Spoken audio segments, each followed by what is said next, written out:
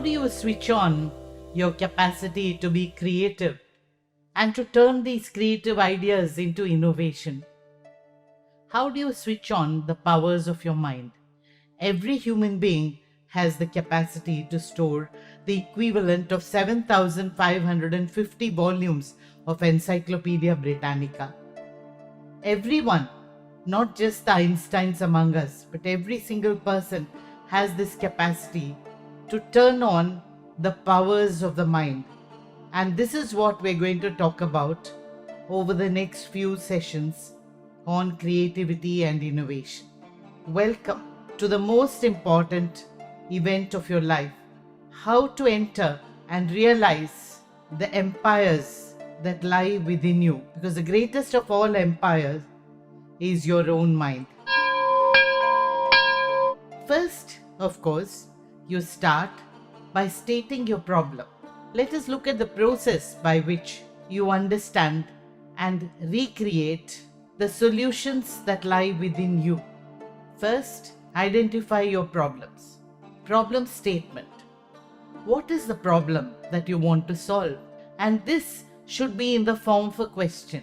How to create a happy environment around you could be a question. The problem statement should be clear. It should not focus on symptoms, on peripheral areas, but be the real problem itself. For instance, how to create a better mousetrap has been given as a common problem. How to build a better mousetrap. Now this is absolutely a very, very careless problem statement, because it's not the problem at all. Why do you want a mousetrap? Do you want to make the mice suffer? Do you want to catch mice and run a circus for mice? Obviously not. So what is the problem really? Problem is mice in your environment. You don't care if the mice are in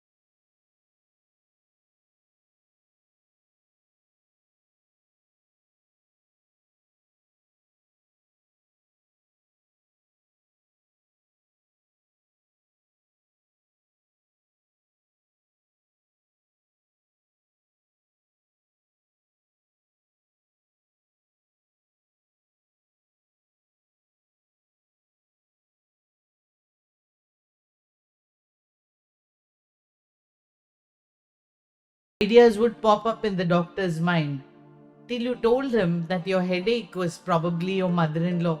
How would you actually focus on the real problem so that you don't waste limited resources and time on matters which are not critical to the solution of the problem?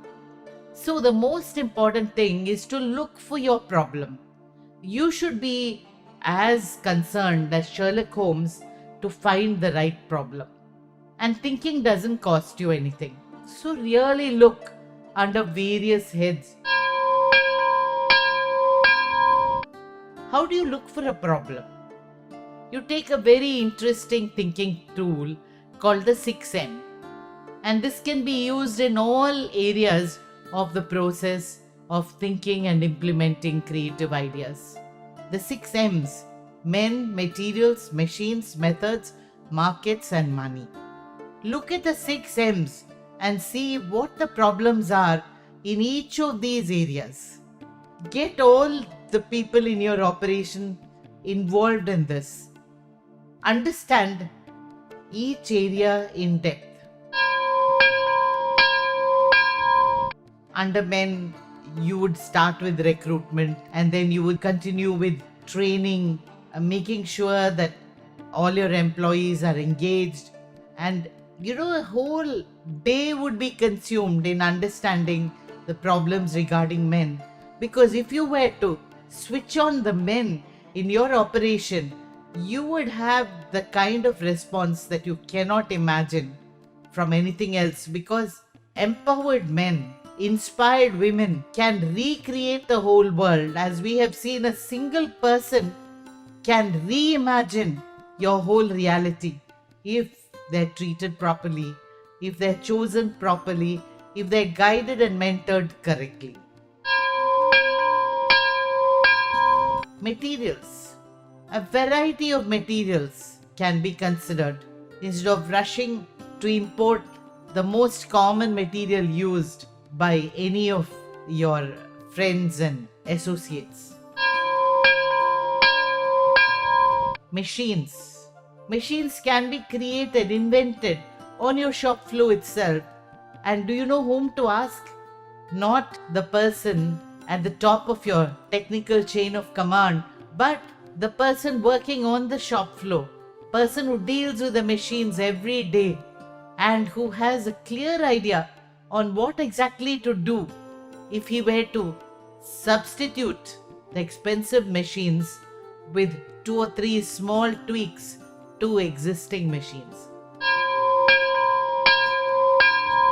Methods are the most important area where you can achieve an innovation, because changing the method of how you deal with a problem can completely change your profitability.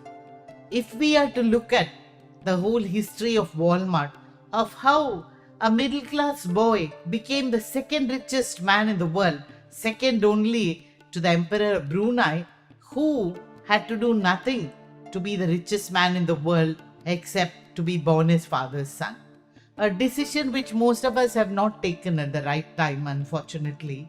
And so you come to the most important innovation that made Walmart so successful. All the products sold in Walmart are produced by someone else, not by Walmart itself. And so what is Walmart told to do? They're asked to supply. Walmart tells all its suppliers that you set up your own warehouse and get all the products that need to be sold in our Walmart and stack it on the shelves half an hour before we need it, and we'll pay you after 6 weeks. I mean, just look at that. A method which completely changed their profit picture, because it did away with so many elements that most supermarkets get bogged down in. And look at what COVID has done to the profitability of companies by making it possible to work from anywhere. Everybody can work from wherever they wish, from an aeroplane, from a swimming pool, from anywhere they want. Work from anywhere. So you don't pay rent, you don't have pagdis, you don't have a whole series of things which add weight to your overhead. And today, new requests are being made to the nature of our very homes. A home now has to be a school. A home has to have a classroom, because children have to study from home, and no homes have been prepared for this. Offices have to operate from homes. Alvin Toffler in Future Shock and Third Wave wrote about how all these institutions are coming home, because digitally it's now possible to operate from your home, whatever you're doing. So methods, look at them carefully. Markets. untested markets, unknown areas created by the demographic changes in society. The number of older people living to a grand old age as a matter of course and not being able to get about much. Maybe they're stationary in their own homes, parents who are both working, children who are digitally savvy, intellectual and demographic changes that can change the very nature of how work is done. And money. If all the 6 M's, 5 M's are in place, money will pour in from 100 sources. That is what you need to regard last and not first, as most entrepreneurs try to do. Start with the men, because if the men are in place, then everything else will fall into place. First state your problem and then generate ideas. You generate ideas using a number of thinking tools which we have discussed in the past. Thinking tools which enable you to look at your whole problem in a completely different way. Thinking tools which are the formula for thinking out of the box. The mathematics of creativity, the mathematics of innovation. Use thinking tools in order to find fresh solutions to your problem. Then you have incubate. Incubation is just handing over whatever you have thought to your subconscious. Your subconscious is like an iceberg. Most of it is under the water. You can't see it. It's everything you've seen or felt or experienced or enjoyed in the past. Everything pours into this vast computer, and then when the time comes, the flash of inspiration strikes. Marie Curie did not discover radium the moment she came down into her basement and saw that green flash of radium, but it was discovered as a result of the thousands of hours that she and her husband Pierre had spent thinking about that elusive element. Luck favors the prepared mind. If you spent your whole life thinking about something, then inspiration comes in a flash. Like it came to Isaac Newton when he was lying under an apple tree and thinking about nothing in particular. When he saw the apple fall, then all the laws of gravity appeared before him. I'm sure if we were lying under an apple tree doing nothing, no such thing would have happened. It's because he had spent his whole life thinking about it. So when he was lying there doing nothing, the powers of his subconscious mind gathered together to strike this flash of inspiration in his prepared mind. Archimedes, having a bath, suddenly discovered the laws of displacement and is said to have run through the streets of Syracuse crying, "Eureka, Eureka," because he had discovered the exact volume of the king's crown. And so we come to this stage of analysis. Analysis is something that should be done long after incubation. It is said that Ogilvy described the process of analysis and inspiration. He said, when I'm listening to music, when I'm watching the rainbow, when I'm riding a bicycle, when I'm thus involved in doing nothing, my best ideas flash before my eyes. My best work has happened when I was involved in doing nothing. He says, I lie like a wet leaf on a log of wood, allowing it to carry me where it will. Then I receive a series of telegrams from my subconscious mind, giving me ideas which I would have never got before. Analysis, which is the way to choose one of the solutions from the thousands of ideas which have popped up from you and all your associates. To analyze a solution, you would need to look at all the different ideas that came up and choose what you want based on the parameters you have in mind. Parameters which range from expense, time, energy, involvement. If you were choosing a painting for an art gallery, aesthetics would be the most important parameter, more important than time. You would spend any amount of time in order to enjoy the best painting. Similarly, if you were dealing with a problem which involved high emotions, like what's happening in the Ukraine now, you would choose a solution which would be very soothing and would not cause more conflict in an area which is a hotbed of conflict. And so you choose to analyze all the solutions and pick up what suits you best, what will give you the best outcomes, the most reasonable solutions. And then, of course, you get into implementation. All the stakeholders should be involved in every area, starting from problem statement right up to the implementation schedule.